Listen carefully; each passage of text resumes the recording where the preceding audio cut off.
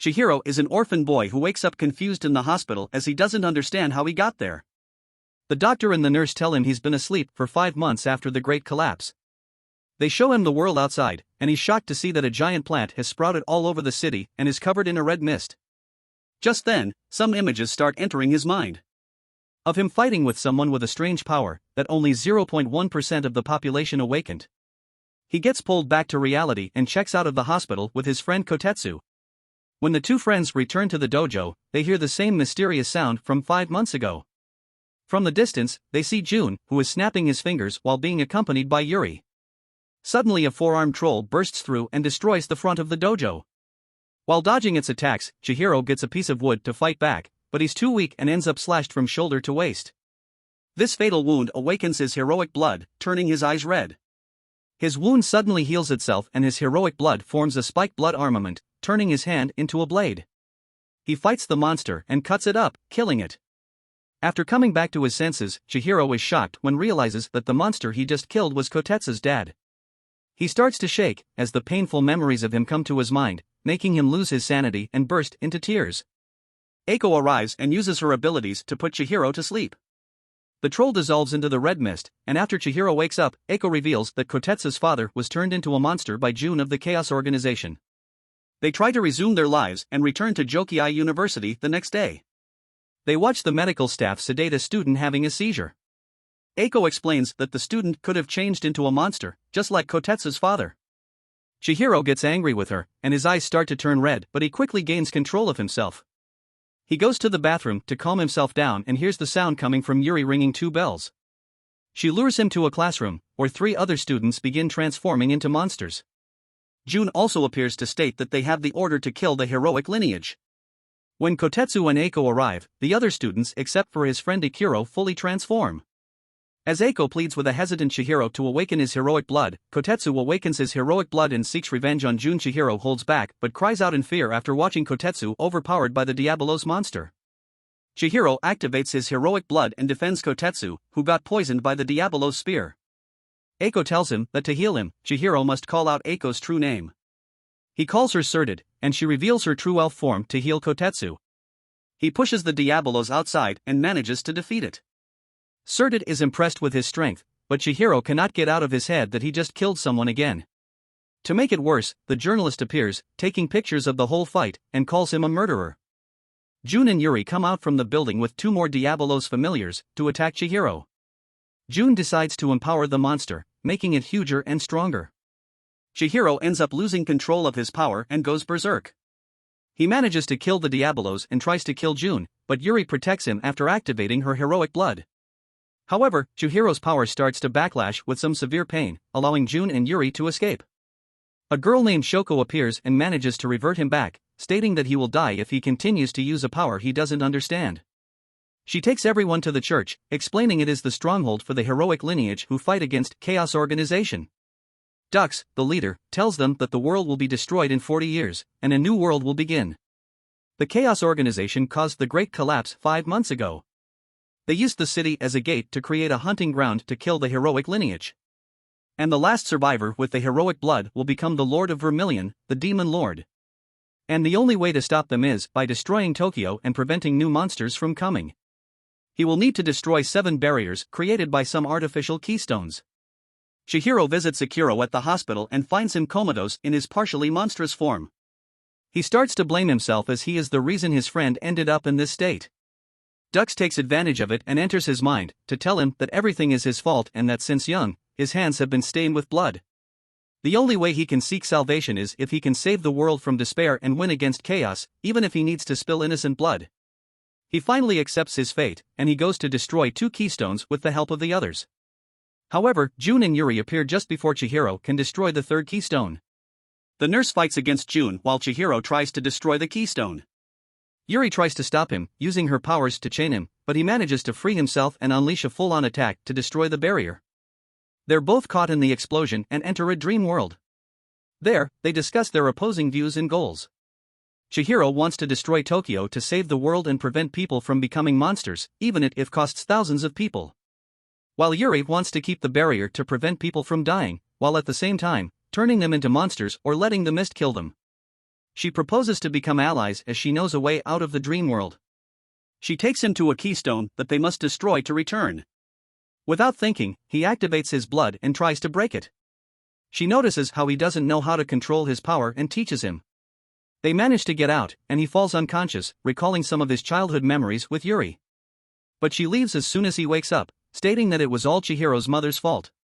After returning to the church, Kakihara reveals they almost failed because their information was leaked. After the meeting, Chihiro confides in the doctor what Yuri told him, and mentions he cannot remember his mother. Kakihara, who was listening, tells him that his mother went missing after causing an explosion 13 years ago. Chihiro still doesn't understand it, as he suffers from amnesia and cannot remember his childhood. Kakihara tells him that maybe he will remember his mother if he remembers how he killed his own father a few years ago. The doctor manages to stop Kakihara from talking anymore, and they leave. Later, Chihiro has a weird dream where he sees the doctor's death. He calls the nurse to ask about him, but she tells him that he's missing. Chihiro goes back to the church to request help to find the doctor. But Kakihara reveals that the doctor is the traitor who leaked their info to June. He and June were both raised in an orphanage controlled by the Chaos Organization, which was used for heroic blood experiments. But they were branded as failures and discarded. The nurse tells Chihiro that there is a barrier in the orphanage, and destroying that barrier would kill the children. However, the doctor is still suffering from the after-effects of the procedures and is about to die. Chihiro starts running around the city looking for the doctor, until he sees him about to be attacked by June. He manages to save him in time, but the doctor fully transforms into a werewolf.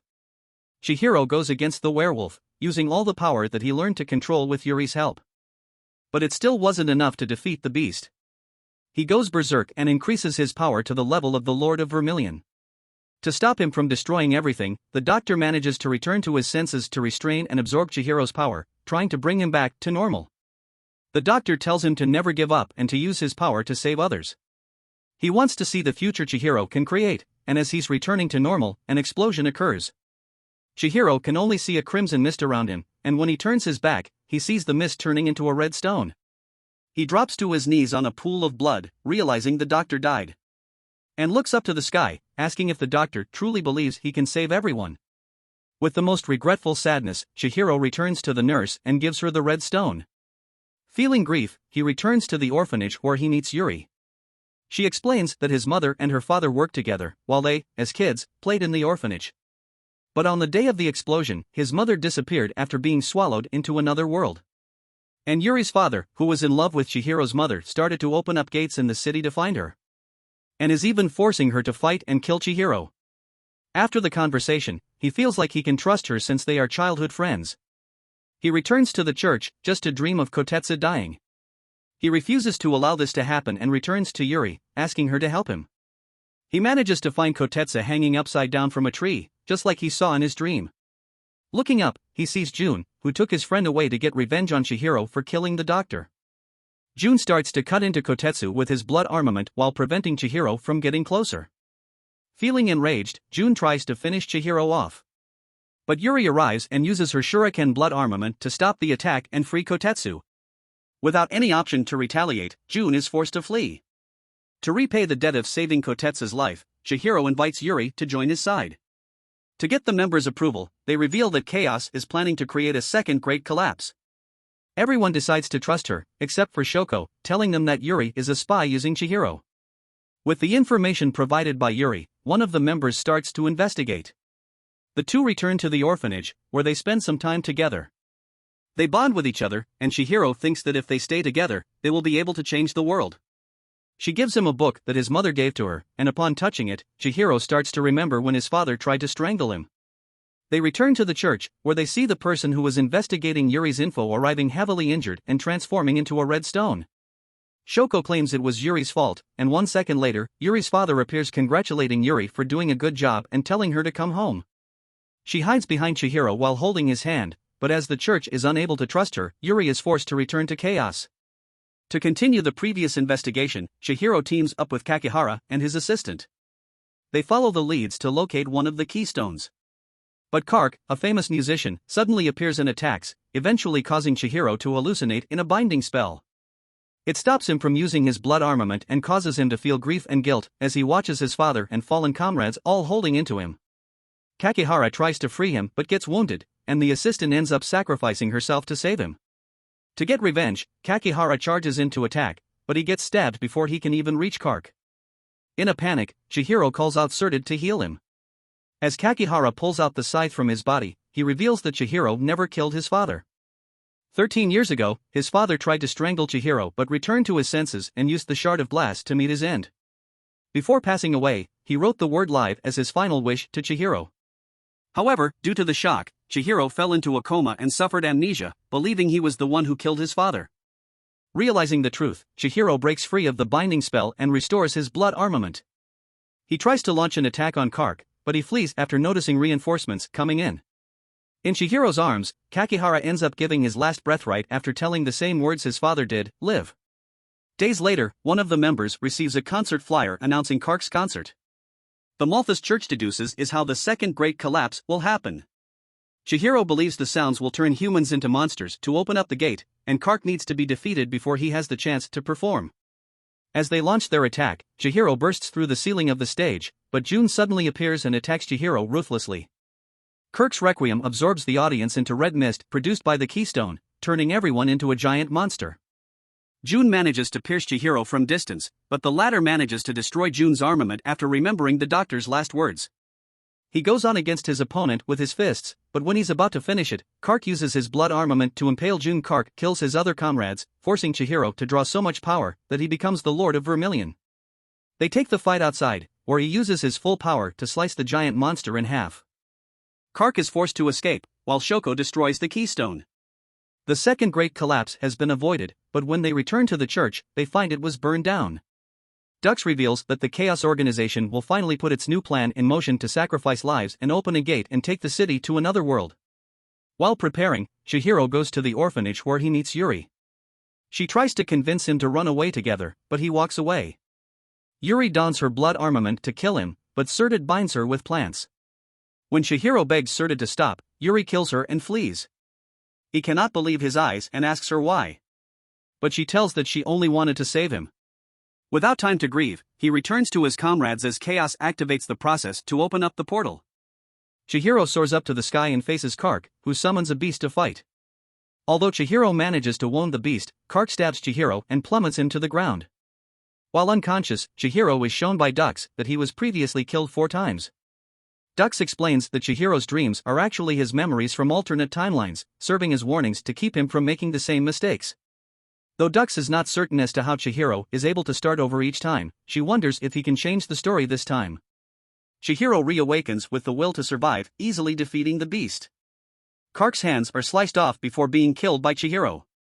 Chihiro sees Yuri's father flying up the gate and thinks that he failed to save everyone. But Dux tells him that, as the closest candidate to being the Lord of Vermilion, Chihiro has the power to erase the gate, but he must sacrifice himself. He flies up, heading to the gate to destroy it. However, Yuri and another beast stand in his way. As Chihiro and Yuri charge at each other, Chihiro dodges her and kills the beast instead. She asks why he didn't kill her, and he tells her that he could never kill the most important person in his life. She profusely apologizes to him and asks him to go with him to close the gate. As the two approach the gate holding hands, Chihiro pushes her down and enters it, alone.